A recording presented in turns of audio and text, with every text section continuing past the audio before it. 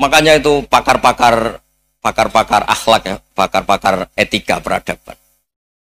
Itu tertampar betul ketika Nabi urusan ilmu itu mengabaikan itu kalau sudah urusan ilmu.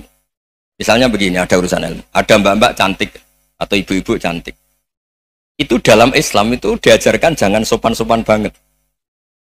Kata Nabi, karena kekuatan ilmu itu di atas kekuatan akhlak, di atas kekuatan adab.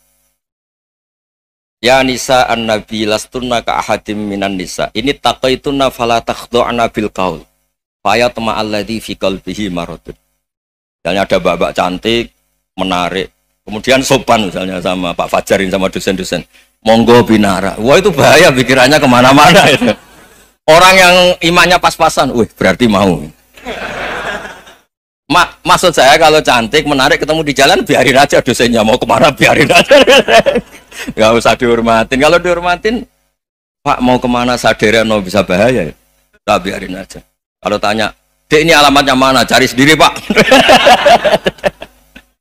Karena hanya dengan cara itu si Pak dosen ini gak kepikiran. Gak ada orang suka orang kedus itu gak akan. Tinggal sudah cantik, sopan. Wah bisa pikirannya macam-macam. Itu ilmu. Fala takhdu'na bil qaul. Kamu jangan terlalu lirih kalau ngomong. Fayat ma'alladhi fi qalbi maradun. Orang yang pikirannya masih kotor pasti berpikir yang negatif. Anda mungkin demi sopan sama dosen Anda.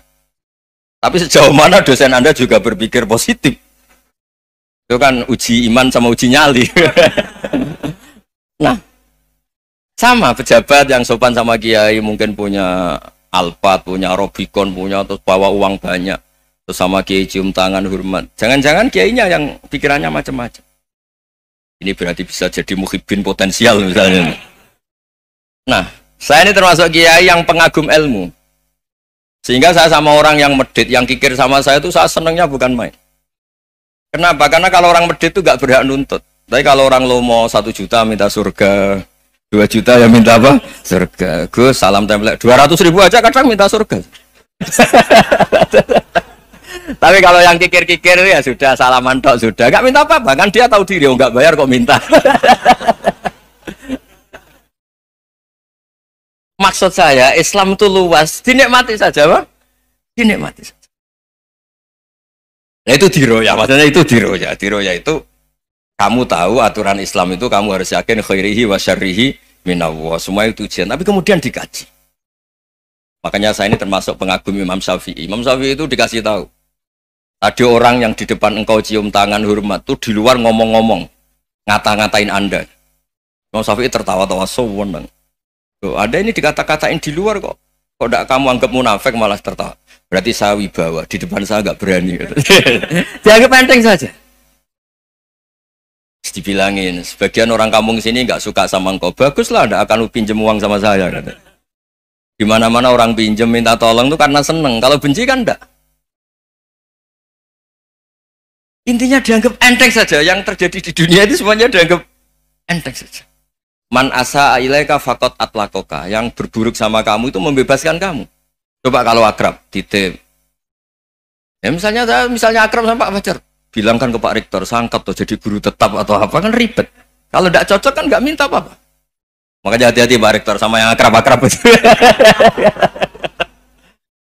Itu dulu saya juga nggak paham. Di antara wasiat Bapak yang sering diulang-ulang tuh itu.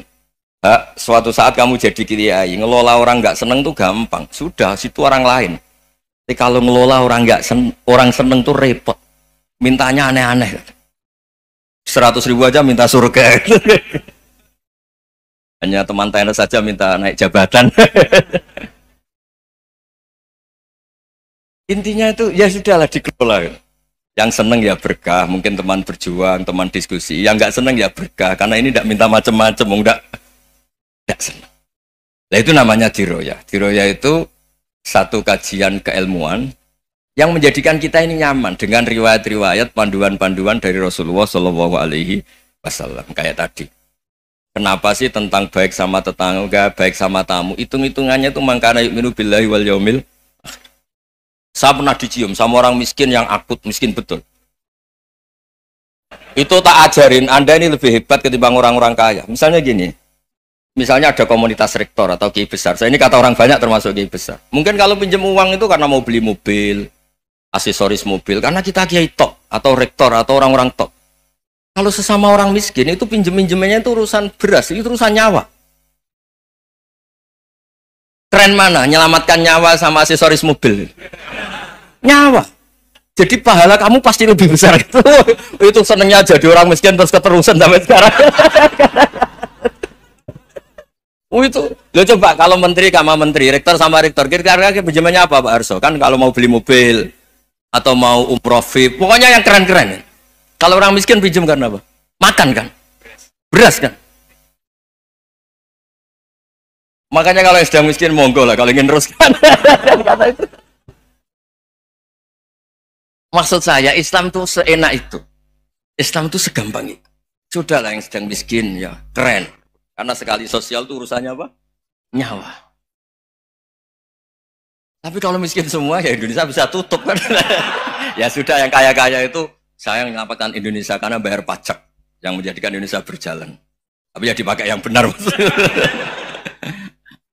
Nah, begitu seterusnya. Ada kiai miskin cerita ke kita.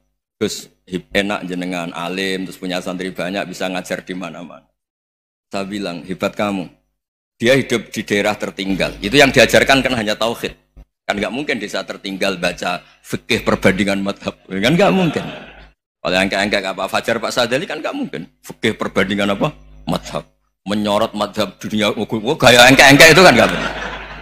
Tapi pertanyaannya, yang menyelamatkan masuk surga itu tauhid apa perbandingan madhab? Tauhid. Ini hanya mengajarkan fardu kifayah sunat-sunat. Ini Anda mengajarkan fardu ain. Surganya dulu kamu. Oh terus senangnya jadi kayak gitu. Karena yang diajarkan apa? Tauhid. Sementara kita yang gaya-gaya ini ajarkan perbandingan apa? Madhab, studi banding ke Al-Azhar kemana-mana. Ini enggak tauhid. Dari orang nyembah pohon jadi nyembah Allah Ta'ala. Keren enggak? Keren.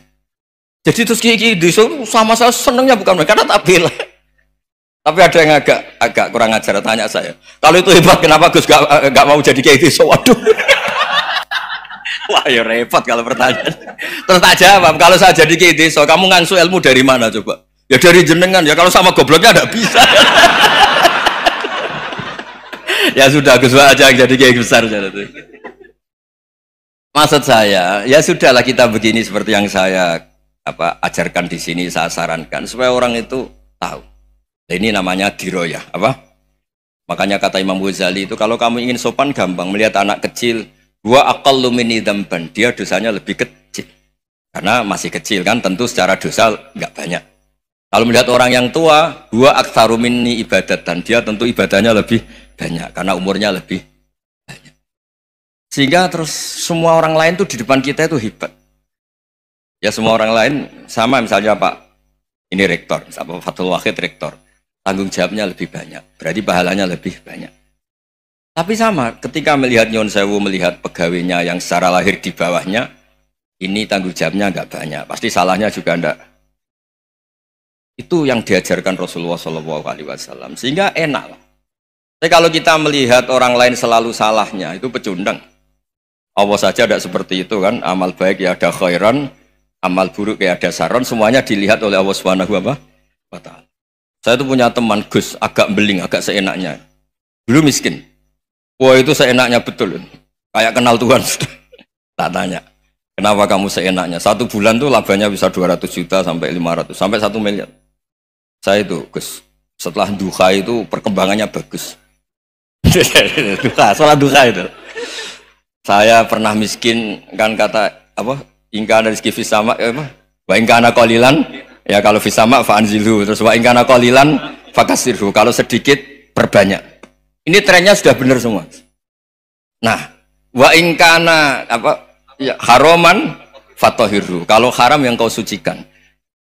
Makanya saya seenaknya kalau qalilan sudah fakasiru, paling trennya yang enggak benar juga fatahirhu kata.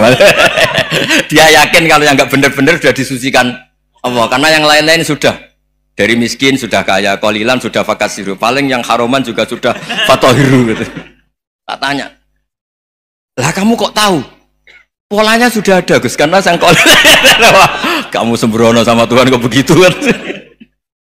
Tapi apapun itu seneng saya. Seneng saya sering salah teh, makanya saya mohon yang sekarang miskin sedang miskin itu ya ndak usah nyesal banget-banget. Kalau ingin kaya monggo lah, namanya orang juga ingin. Ya, tapi Anda harus bangga. Sosial antar kalian adalah urusan nyawa dan itu pahalanya luar biasa.